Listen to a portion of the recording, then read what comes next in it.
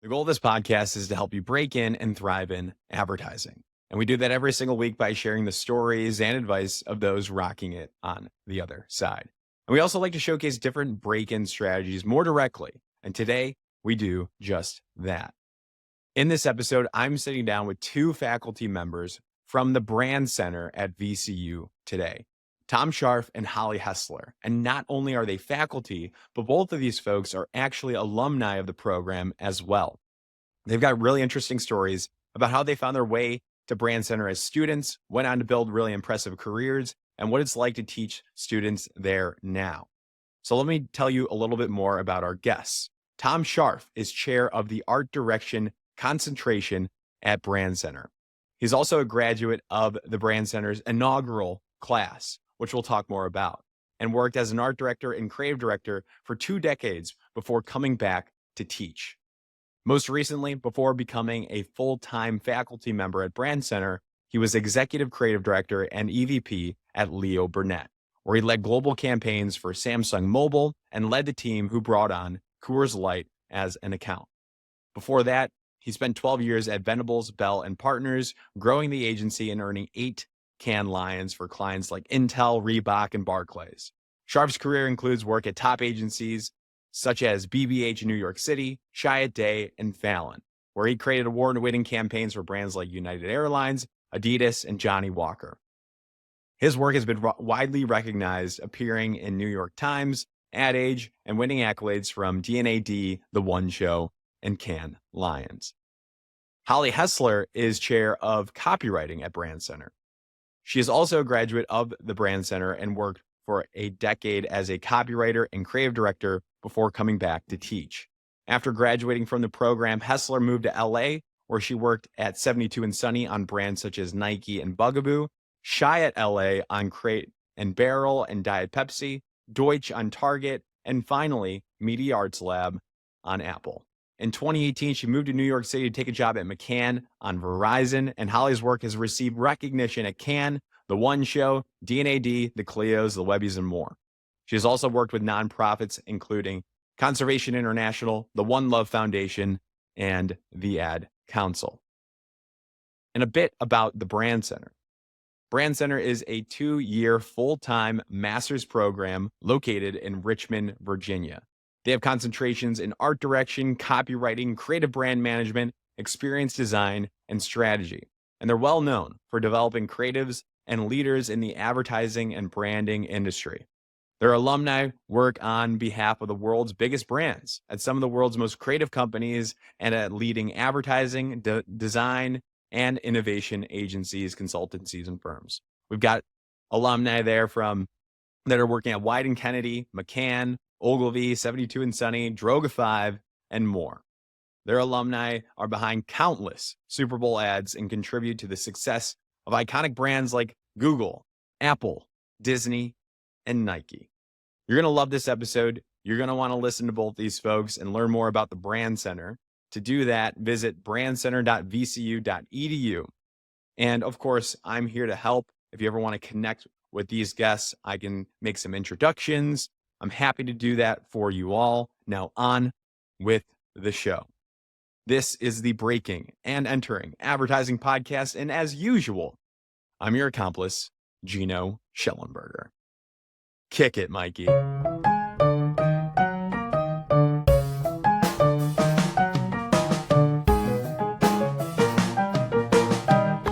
Wonderful, wonderful. So, some background, right? The Breaking and Entering Advertising Podcast. Our goal, our reason to exist is to help people break into this industry. And I kind of neglect the thrive in portion. Like, how do you stay in it? How do you stay successful in it? But those are the two keys here. And I'm constantly exploring how people broke in, the strategies they used to break into this industry. And the topic of portfolio schools and graduate programs comes up often. So I'm not a true expert on this. So I would love to dive here to learn about VCU Brandcenter as a very viable, strong break-in option. Perhaps unbiased, I think one of the best ways if you do want to break in VCU Brandcenter.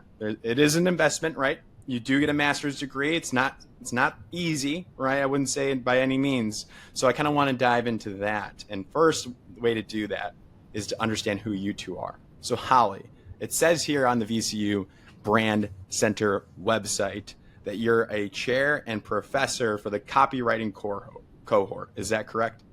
That is correct. Wonderful. Tom, what is your role at the Brandcenter? It says chair and professor for art direction. Is that correct? That is correct. And so, Holly and I each have responsibilities when students come in. The art directors, I kind of take them through sort of an intro to art direction training, in that first semester, then lead them with copywriters in the next 2 semesters to help build the portfolio. And then Holly does sort of the opposite, the corollary to that, where she's guiding the writers through that first semester and then helps them finish up their portfolio before they head out. Got it. So we get art direction and copywriting here. That's like the duo. That's the dynamic duo. And do you advise students to partner up when they're looking for a job? I think it's good, like as much as possible, if you can, as a young creative, keep your options open. Mm-hmm. There are situations where 2 people are like, this is it. It's you and me forever. This is the deal. But in general, I like to advise people like, look, maybe you have a handful of people you like to work with. Keep your geography open. Keep everything open so that the best opportunity is the one you can jump at, the best creative opportunity. Sometimes it can be a mistake to limit your geography or to limit, I just want to work with this one person. You want to keep it open, I think, especially trying to get into the industry. You want to get the best creative opportunity. Yeah, and it's a long career. It's a long career, so you can always meet up with them later down the road. And I'm sure, and really, you could probably meet up with other Brandcenter alumni, VCU Brandcenter alumni, as there's a lot in the industry. So you're going to find somebody great at an agency, most likely at the ones that you want to work at, that you could probably partner up with or find a mentor. Can we talk a little bit? So we know I've had on Van Graves on the show, had on a couple VCU folks. So can we talk about, so we have some of the background here. We'll get into it more, but the people that do complete the Brandcenter program, which I believe is 2 years, is that accurate? Mm-hmm. 2 years, yep. Where are we ending up? It's when they're graduating. What agencies, what companies are people breaking into? Is just a very clear question for you all. I mean, oh my gosh, where are they not ending up is, I think, more of the question. We've seen a lot of widen over the last handful of years. And honestly, we've seen Portland, we've seen New York, we saw Shanghai this last year. Nice. So, I mean, even like from a global standpoint, let's see, where else are people going? A lot of Martin Agency, like we definitely love our friends over there. Same with Arts and Letters. But they go all over the place. Like, what have been some other big ones lately? Sid Lee took a bunch of people in New York. We've seen a lot of Mother lately, both LA and New York. Anomaly's been a big one lately. Yeah, but I mean, honestly, the students, they go, High Dive has been a big one lately. Yeah. Like we've seen a lot there. Where else have they been going? Well, so creative agencies, right? First and foremost, big creative agency shops that are, you listed some of the best in the world. So that's very important to understand. Quick context, now I'm doing breaking entering full time, but before that I worked at Havas Chicago. They flew me out to the portfolio review, I think it was like the end of the year, and to find a strategist. They're like, we need to find a strategist. Geno, go. I'm not even a recruiter. I think they just thought that I would be able to like talk. Like they had, the mission was come back with a strategist in mind, and then send it to the recruiter. I was like, okay. And I saw a lot of recruiters there fly in from New York, from LA, from all over the country to find your students. And I was like intimidated. It was kind of like I was kind of like battling against the other recruiters. I was like, how am I going to get these students? We usually have anywhere from 100 to 200 recruiters in person, recruiters and creative directors at recruiter session. I have been on both sides as alumni of Brandcenter myself. I have been a student sitting with my portfolio, and I have been out on behalf of agencies that I was working for as a creative director to look at talent. And I have to say, it was way more stressful for me looking at the talent than it was That's sitting what I'm there. saying. Yeah, it's very hard. Student. Yeah. So, I mean, because it thinking is of creative intense. ways.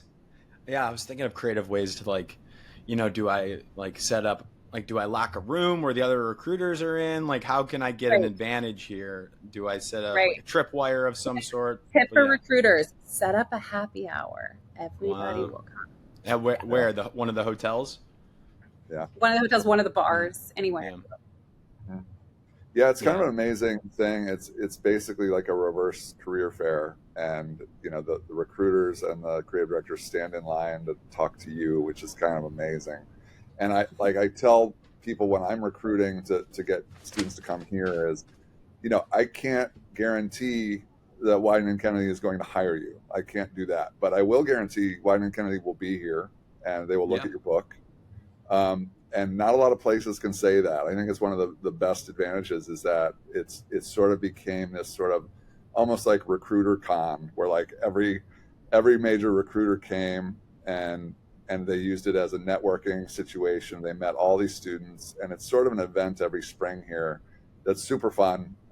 Everybody has a good time when they're here, and it's just such a great platform for the students to get their work seen by every great agency. Right. And they work hard for that. There's a reason why the recruiters are showing up. So let's talk about, how did we get to this position of where recruiters know about VCU Brandcenter producing some of the best future advertisers, right? How does this program look overall? Where do we get to the end result here? I know that you lead the art direction track, and Holly, you lead the copywriting track here, but there's also strategy, right? There is also an account management based track. Which one is that? Creative brand management. Creative brand management. So you even have that. So account directors, aspiring account management folks probably should have a portfolio too, we're learning, and how to manage creativity, but really focusing in here on the creative track that you two lead. How does this thing look? What's the points of differentiation for VCU Brandcenter compared to your competitors? Yeah. Well, one of the first things they did when they started it was they wanted to emulate a real agency. And so at the time, a lot of portfolio schools, they didn't have strategy. They didn't have account management. It was really just a creative place, which is great. But when you're here, you're actually learning the whole process. You're working with people across disciplines. We also have experiential design as a thing we do. So there's a lot of different pieces to making something in the real world. And when you're here, you're sort of working agency life, before you show up at an agency, so that when you show up at an agency, it won't sort of confuse you or blow your mind. You'll have been doing it for a couple of years, So that's why it was set up. And I think having it as a grad program also helps, because obviously you can get federal loans to come here. You get a master's degree. So there's a lot of smart decisions early on that sort of helped it become what it is. I think it's mostly because we sort of emulate that agency life that makes it easier to break in. Yeah. It's hard to find students leave here really comfortable working in teams. Like, they understand the team dynamic extremely well, starting with just that creative pairing of writer and art director. But then, as we go on throughout the semesters, actually starting in first semester, they work in groups that encompass the entire, it'll be 5 people in a group: writer, art director, creative brand manager, experiential designer, and a strategist. So they start to understand their roles really early on, where they can help. And the thing that we really try to push them all to remember is that we're all in the business of creative problem solving. That's what we're doing. So you can help out in any of those concentrations. Just because your title is copywriter doesn't mean you can't be helping with strategy. Just because your title is creative brand manager doesn't mean that you can't be helping with ideas for how to visualize art direction. So that collaboration is really important from the very beginning. And that's another thing that makes them just really prepared for the industry. Yeah, love that. So I'm curious then, there are other portfolio schools out there. So you mentioned that you get the master's degree, your access to federal loans, it's accredited. Love that. Mom and dad are going to be happy. And I'm going to be happy as kind of like this pseudo guardian figure for our listeners. I want them to be educated, have that degree so they can go and be proud and use it later on if they want to go teach or get the promotions using that. I'm a big fan of that. I love that. And differences, other differences that I've noticed and I've heard about through some research here, there is some live client work. So we talk about spec work on this podcast for the undergraduate that's studying advertising. They're very familiar with producing campaigns with spec work. Mm-hmm.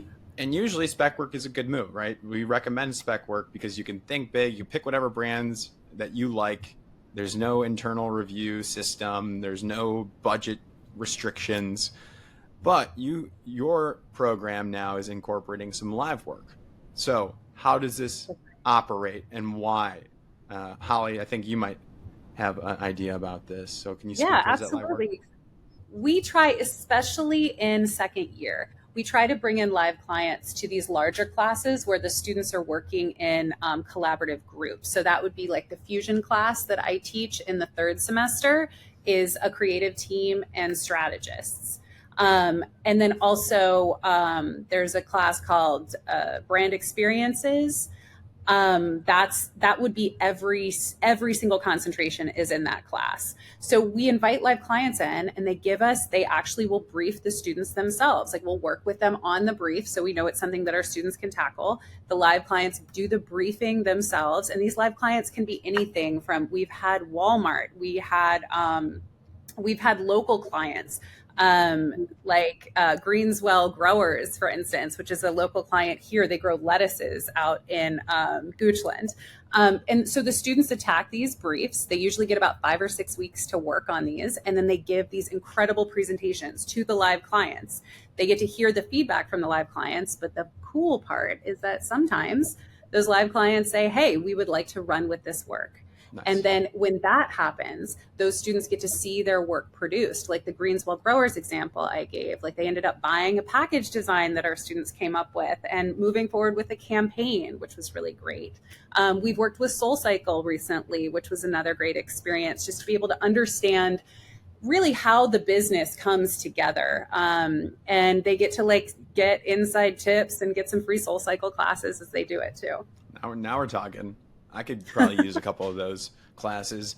This is interesting because, there's an element of the craft and being able to do your job really well. And then there's this experiential portion of this educational process, it seems like, where you're of course, they can walk in, they have the skill set to be really good at their jobs, but then you're already giving them experience of what it's like to work on a team, to work with real clients. So that's kind of like that thrive-in portion that I've been neglecting to talk about. Yeah. So they have that experience. They can walk into any agency and know what's going on or have an understanding like, okay, this is not all processes are the same in every agency, but there is a framework and they're not going to be also sticker shock.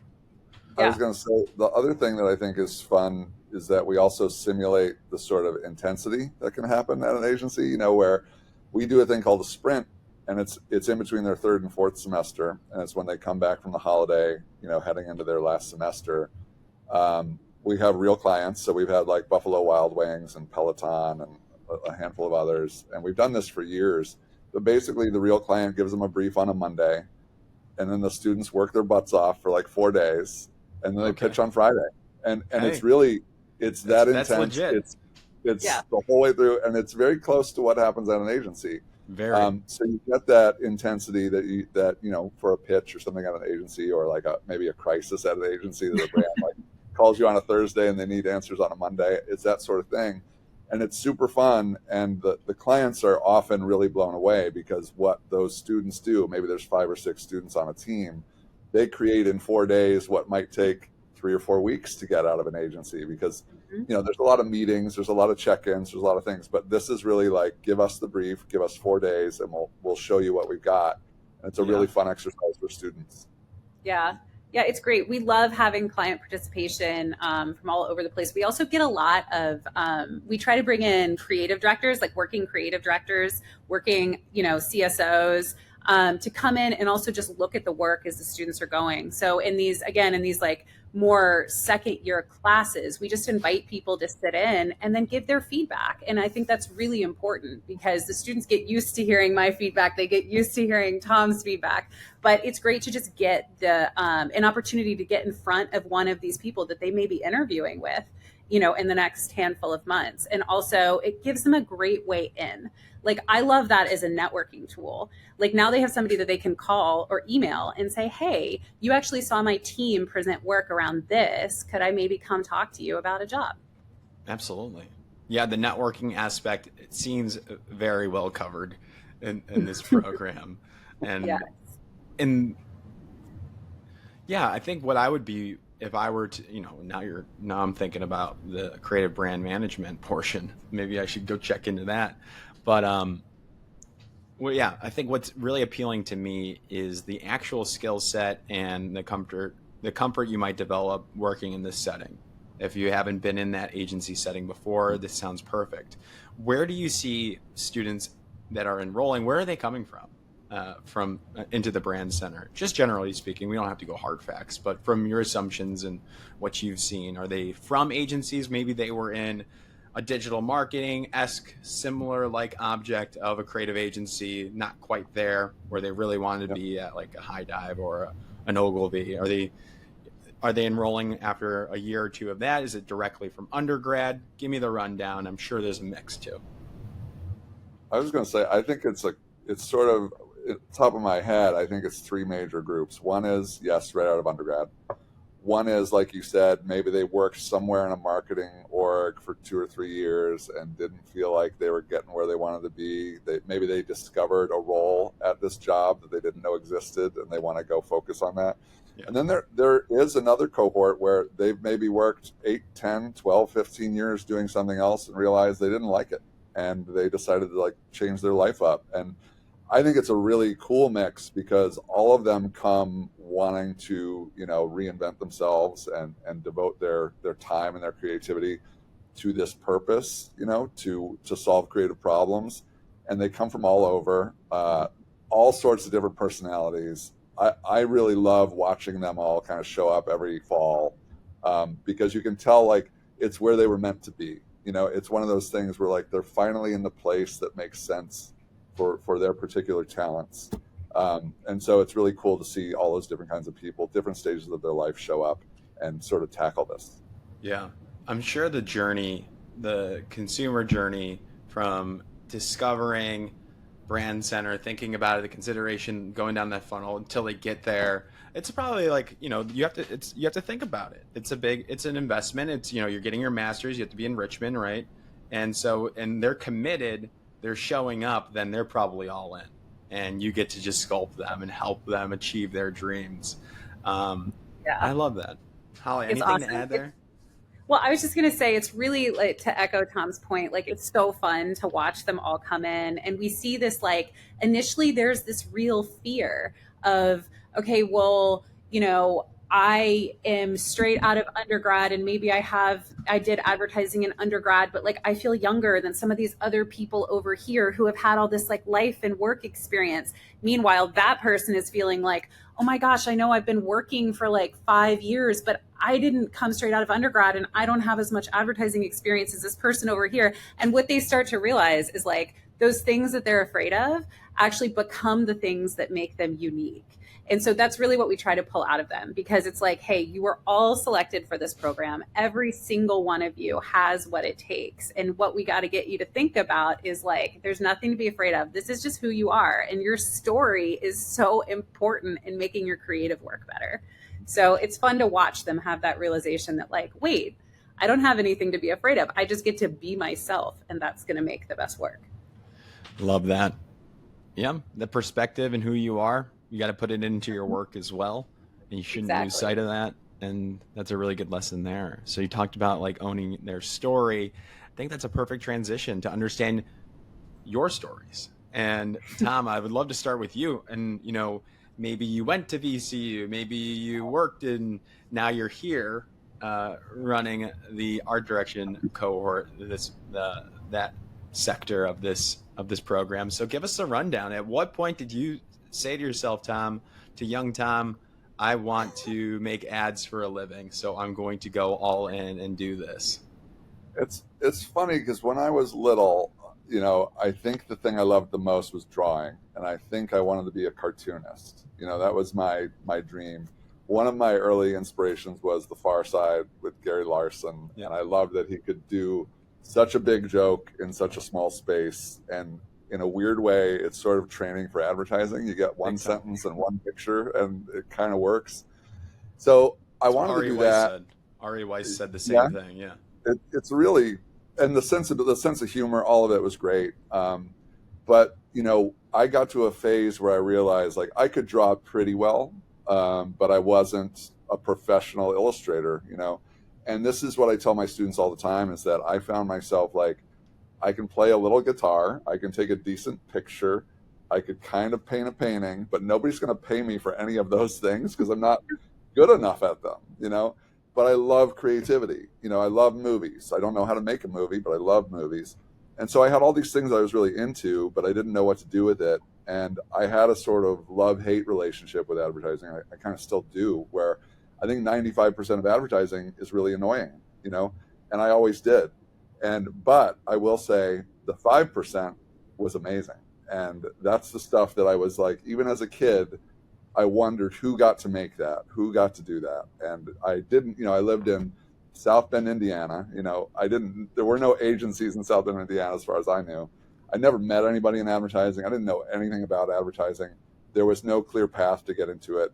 And I ended up going to college, and I ended up majoring in business because business is kind of connected to advertising. And I was in marketing, and then I got my first calculus test and bombed it horrendously. So I went to like the career builder, center or whatever to figure out what the hell to do with my life, because I was now not a business major. And I took one of those quizzes, and it's really funny because they told me I should be like a flatware designer or a tattoo artist, So I'm like, that's not going to That'd be cool. That'd be pretty cool. And a friend of mine happened to tell me about graphic design, and I didn't really know that was the thing. I was like, oh, you could just make logos. I'm like, I like logos. Logos are cool. I'll do that. But I still didn't know how to get into advertising. And luckily, some little agency in Cincinnati hired me as a production artist after college. And that's the first place I learned where you could go to a portfolio school. So there were some creatives there who said, you probably need to go to an actual ad school if you want to become an art director. You don't have a real portfolio. And I tell my students this story all the time. I swear to God it's true. But one day I was in Cincinnati. You do a lot of work for Procter & Gamble. So there were a lot of mailers and coupons and stuff like that. And I was making coupons for bedpans and jock straps one day, sitting in my cube, hating my life, and actually worried I was going to get fired or laid off or something. And so I did one of these, like, I'm just going to get up and go for a walk. And I went to a bookstore I used to go to that had great books and, art books and stuff. And they had this magazine, and I opened it up, and fatefully there was an article about this program opening in Richmond, Virginia. And it was VCU. And I was like, my God, this is exactly what I want to do.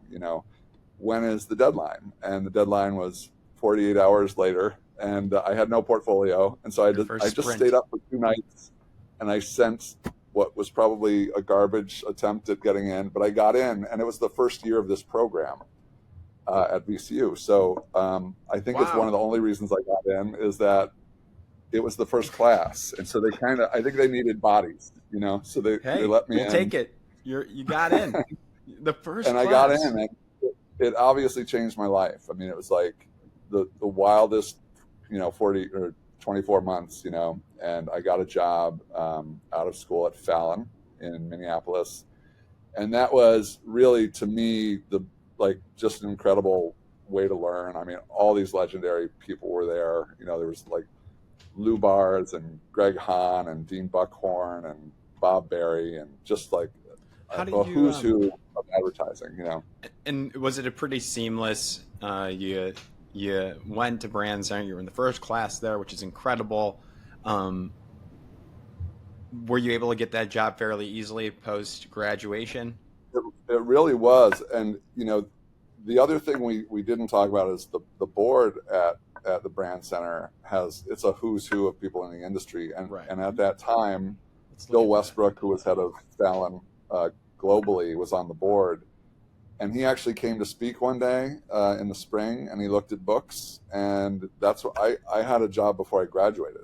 You know, it was crazy. But it's that sort of thing where like it was like, I can't believe this really happened to me, and I got to go work with all these people, and it was just an amazing journey from, you know, production artist in Cincinnati to 2 years later I'm working next, you know, down the hall from Bob Barry. You know, it's just like it doesn't make any sense, you know.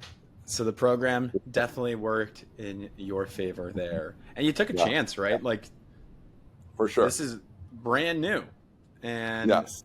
It obviously, when I showed up, it was funny. Like, it wasn't even done. The walls were still wet with paint. I swear to God. And there was a pile of computers and boxes in the middle of the lab. Nothing was ready when the students showed up. It was like, this is the dumbest thing I've ever done, or the best thing I've ever done. And it turned out to be the latter. You know. Wow, like kind of like a guinea pig, perhaps, on that first. Totally.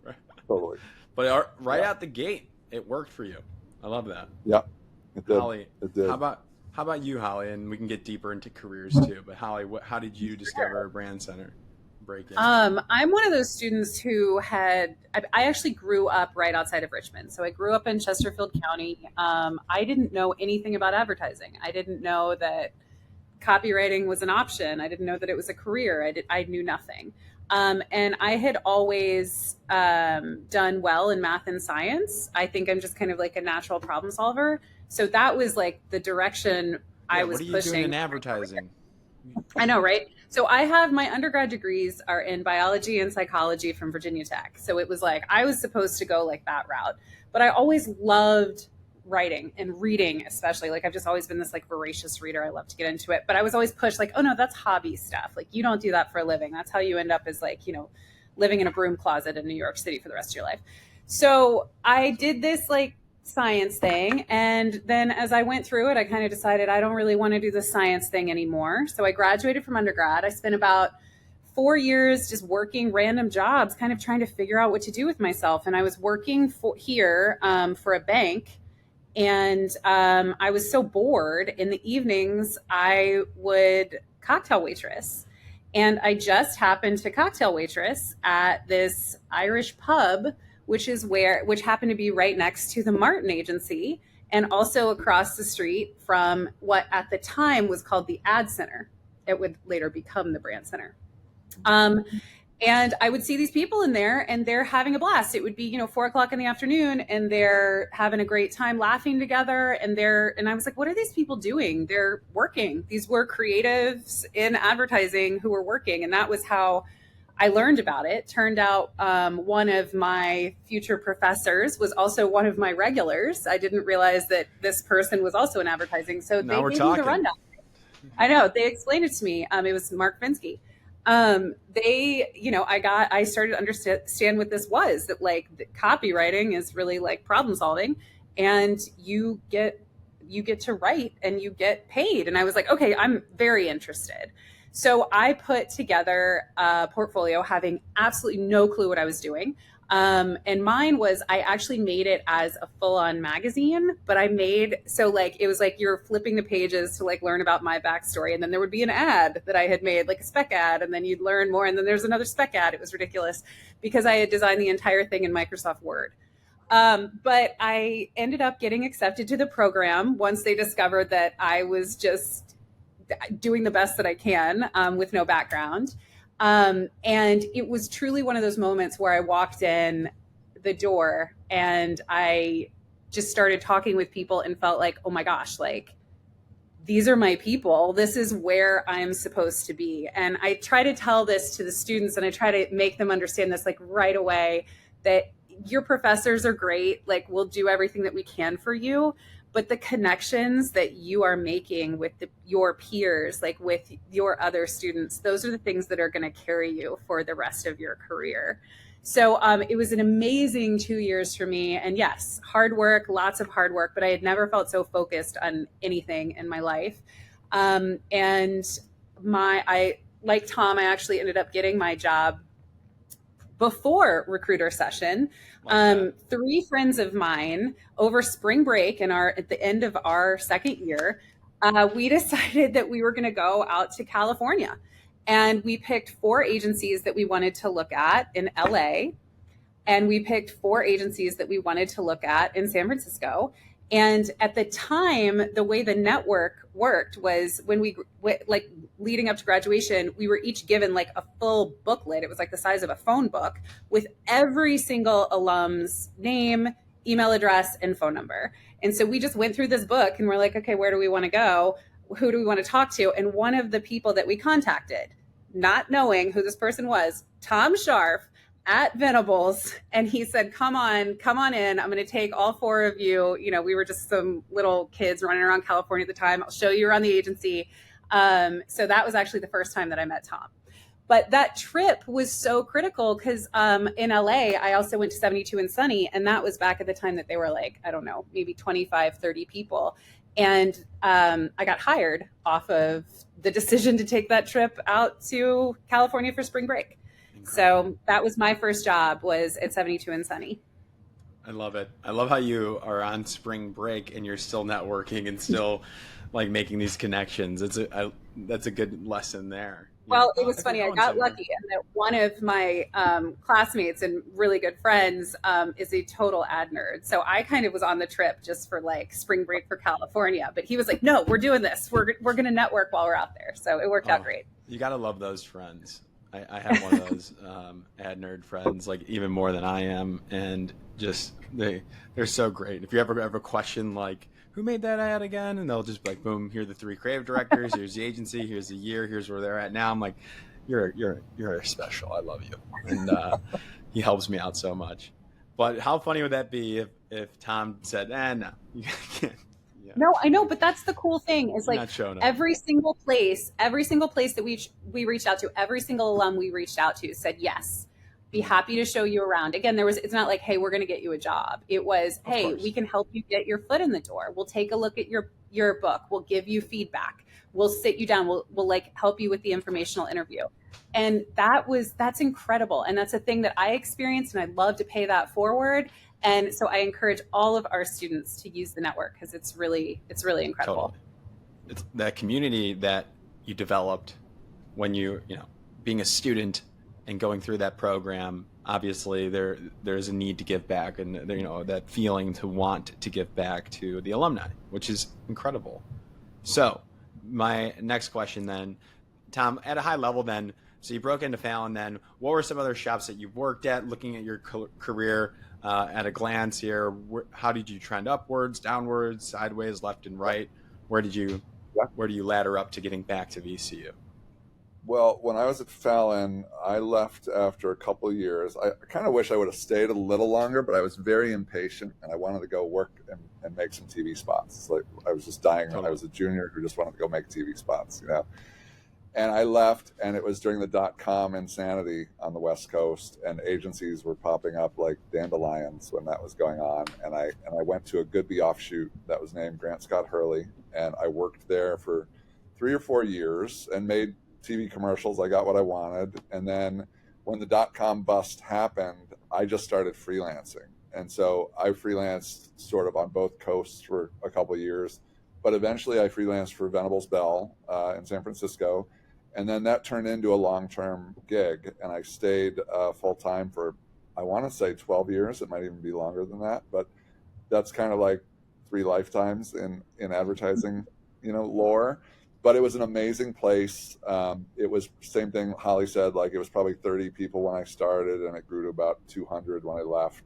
So it was a great ride. Had a lot of fun, met so many great people, got to work on lots of stuff like Audi, Google, Intel, Reebok, Chipotle. Those are probably the 5 major things I worked on. If that was 5, might have been 4. I don't know what I just counted. But, great accounts. Like I said, I'm bad at math, like I said. So then I went to Leo Burnett. That was my last role before I came here, and I was an ECD on the global Samsung mobile account. So I did that. I heard that's a tough account. I've heard that it's a demanding account. It's the hardest thing I've ever worked on, without a doubt. Without a doubt, for sure. Yeah. That's intense stuff, but also a great agency. So yeah, I think that's good just to have some context of like who's teaching you and where, what experience they have, and like getting a little bit more of that context about you is so important. So I hope people, if they're thinking about going to VCU, or maybe they just enroll, they can start with this and then ask you some more questions. What was the turning point then to get to the Brand Center? Well, that was, to me, like, I think I just hit a point where I realized I didn't really need to make any more things. I like helping other people make things. I like advocating for people's ideas. Yeah. I didn't love being in meetings every minute of the day. I felt further and further from the actual creativity and from actually guiding people. And so really, like, taking a break, I have 3 kids, taking a break and saying, like, what do I like the most about advertising? And it is, I think, the mentoring, just the pure creativity of it all.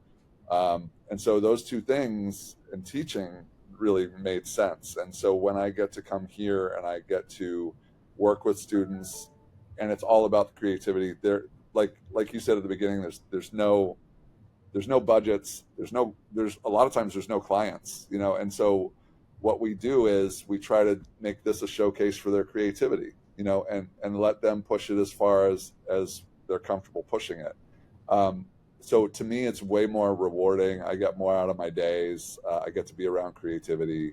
To me, it's all pluses. And it's one other thing I was going to say, though, is that one thing I like about this school is we have a lot of full-time professors. And so the students, we're not just a bunch of adjuncts. We do have some adjuncts, but we have some really full-time devoted people that the students can contact and reach out whenever they want. And so us getting to be a part of that and like watch these guys go through the program for 2 years, you get really connected to them, and you really feel like you watched them grow and you helped really change, their outcome in a really meaningful way. Versus, I think, like, doing it part-time, I don't think I would get as much out of it, Yeah, that's a good point. Having I like the point there of full-time instructors, professors that are dedicated. The adjunct stuff, I have an adjunct taught at University of Illinois, working a full-time job at an agency, and then also doing this podcast at the time. I could see how that could be a little distracting. So being full-time, all in, I think that's a really good message there. And I totally resonate with being the mentorship side of this industry is so important too. So thank you for sharing that. Holly, how about you?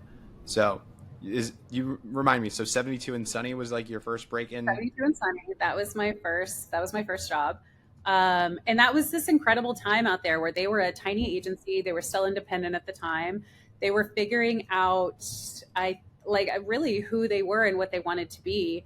So that was an incredible experience, because I was there 2-3 years, something like that. And it was this time where they went from being like really teeny tiny, like I said, I think it was like 25, 30 people when I started. And when I left, they had won some really big clients and were at this, like, they were much larger at that point, I would say 200 and change. But it was really interesting because we just got to, at that level, we were working just hand in hand with the founders, John Boyler and Glenn Cole and Robert Nakata. So we got to see all of that firsthand. And it was commonly said there that they looked for creatives that could punch above their weight, because they were going to give us the opportunities. And if we could take them and run with them, then great for us. So that was cool. That was a time, like, we were working on Nike, we were working on Quicksilver, we were working on PacSun, so a bunch of action sports. We were working on Bugaboo, which is a stroller company. It was just really, really, really incredible learning. And I worked with such amazing and talented people out there, a lot of whom are still like some of my very best friends today. And after doing that for a while, I will say the hours there were intense at the time. So looking for something that maybe gave me a little bit more balance. I went over to Chiat in LA. And I didn't exactly find balance, because I decided to start doing a bunch of new business work over there. But it was a lot of fun. Yeah, no balance, not a lot of balance, but a lot of fun working there too. pitched and won a lot while I was in that position, and got just the opportunity to work on some really big, like high visibility, Super Bowl type things, which was great. And again, did that for a while and kind of had the same feeling. Like when I say a while, again, it was another like 2-3 years, and just started having the same feeling of like, okay, I'm just, looking for a little bit more balance. What else is out there? So I actually went over to Deutsch to work on Target, which was great. But soon after going, Lee Clow actually reached out and asked if my partner and I would come back to work at Media Arts Lab in LA on Apple.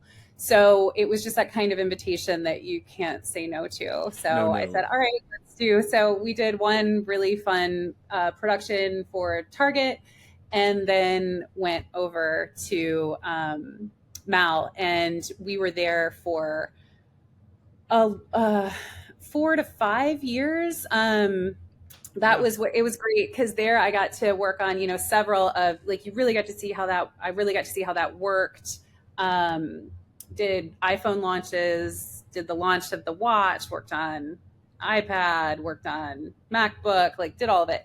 But also had this opportunity to work for what is now called like Mal for Good, which is where they partner with Lorraine Jobs, and they take a look at, they just like do work for a lot of the foundations that she sits on the board of. So that was very rewarding. I did some really awesome work for Conservation International there. And then during that time, I had my son, and I said to myself, well, now that I have a baby, I need to move to New York City, because isn't that what someone does once they have a baby? No, my desire was just to come back east, to be closer to my family. And so I took a job as I went over to McCann, and I took a job as, at the time, a GCD on Verizon. And worked on Verizon for about 4 years in their leadership, was promoted to ECD while I was there. And that basically brought me to the pandemic. And when the pandemic hit, the whole world turned upside down. So I came down here because like I said, I grew up just outside of Richmond. So I came down here to be closer to my family. This is kind of where I like hunkered down through the pandemic. My son was very little at the time. And I was down here and just kind of saying like, whew, life, there's a lot going on. So I was questioning the same thing, like, how's the balance in my life? How are things looking? And I found out that there was an open position here for a copywriting professor. And I decided that would be a great shift. So I moved from full-time I took a part-time role. I took on a part-time role on Verizon, staying with McCann on Verizon. And then I gradually went into a full-time role here at the VCU Brandcenter. And, I should mention that I still freelance, and Tom does too. It's great, because I say this to people all the time. I believe I've become a better creative director. Teaching has made me a better creative director.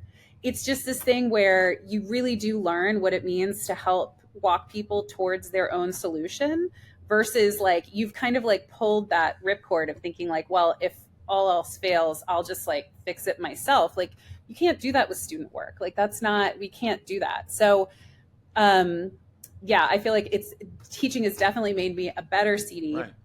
And being in the industry still allows us, it keeps us fresh. We know what's going on. And then we're also able to connect our students with, the people that we're working with and the people that we're working for. So Totally. Yeah. What do they say? The best way to learn something is to teach it.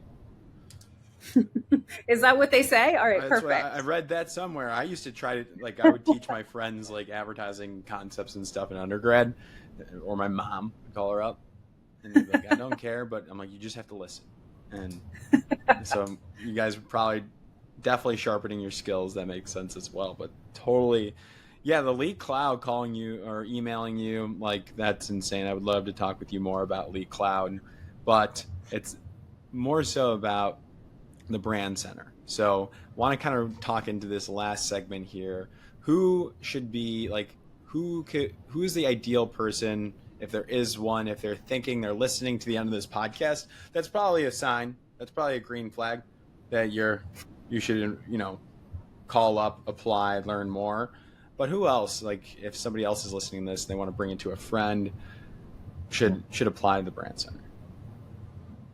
I think anyone who's really curious and who loves creativity and likes to solve a problem, there's a place here, Yeah. Like I said, there's lots of different ways in. You could be right out of undergrad. You could be maybe at one of those jobs where you're like, I kind of like the category I'm in, but I don't love the position I'm in. I don't see a route forward. I think that's a great candidate. And then there are those people who are like, maybe you're 5-10 years out. You don't like the path your life is on, period. And I think this is a great way to reset. And the thing I love about it is if you come to a place like this, obviously it will change your life in that you've chosen a career to pursue. But I think the trajectory that we offer is the thing that's really remarkable, where like I see people who, I've only been teaching here 5 years, I think. And I already see people who I taught who are like senior art directors or like ACDs. And and at really good places, and so I think it's really that like liftoff that you get from coming here, and the visibility you get from these recruiting sessions and the connections and all that. It's a really great place to sort of begin the journey, Totally. Holly, anything to add there? Yeah, and I would encourage anyone who is creative in the work that they do. And I think what I mean by that is you don't have to have a creative job to be a creative thinker or a creative problem solver in the work that you do. If you're taking a look at what you're doing, you could be an accountant and you're like, you know what? I love how I get to be creative about solving this problem, but maybe you don't love the rest of what it is that you do. You don't have to be in a creative field to be an excellent creative problem solver. Like those are the skills that if you come here, we can help teach you. We can help like get you there. So it really, I think this school is really perfect for people who want to explore their creative side in a way that maybe they haven't before. Yeah. Love it. All right. How can people learn more if they want to apply? What's the first step? Website? A website. And then there's a deadline in mid-January. It's the next deadline. We got time. It wasn't the 48 hours that you had when you were first applying, Tom. You definitely got time. Yeah. How's the application? Yeah. What's the application like?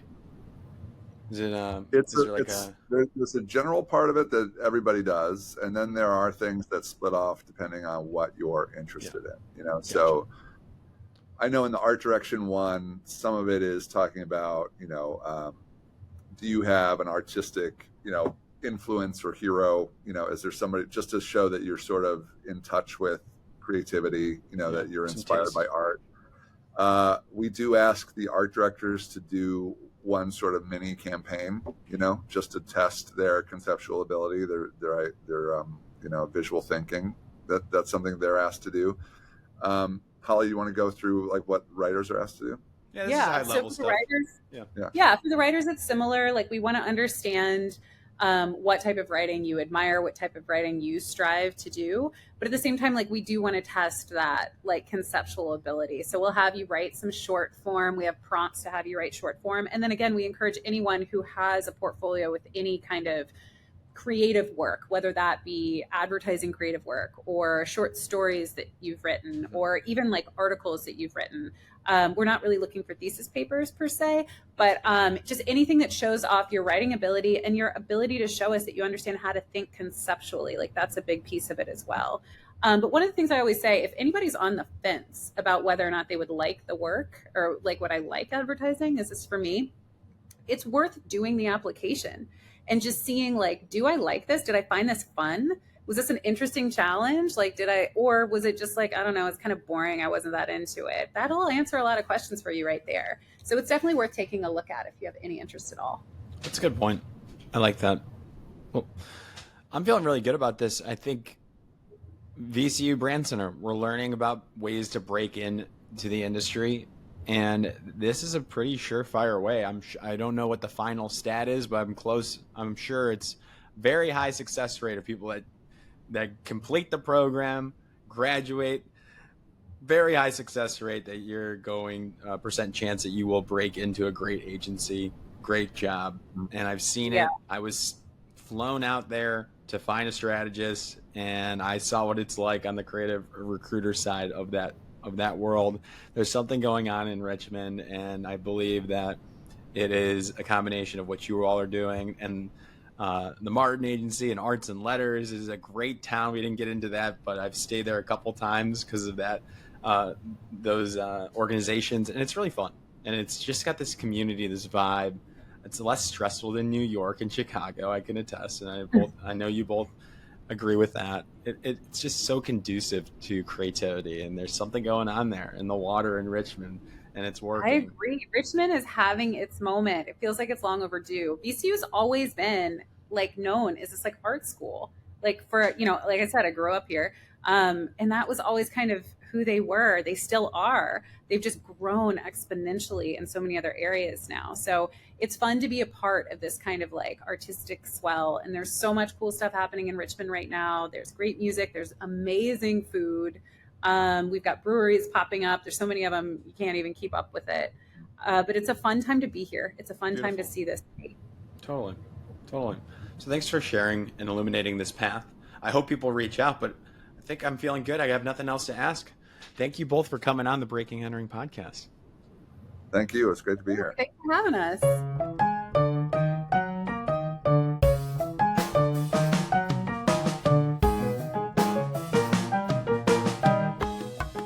So if you're interested in learning more about Brandcenter, go to their website, brandcenter.vcu.edu, and click the button that says Request Info. It's on the top of every page.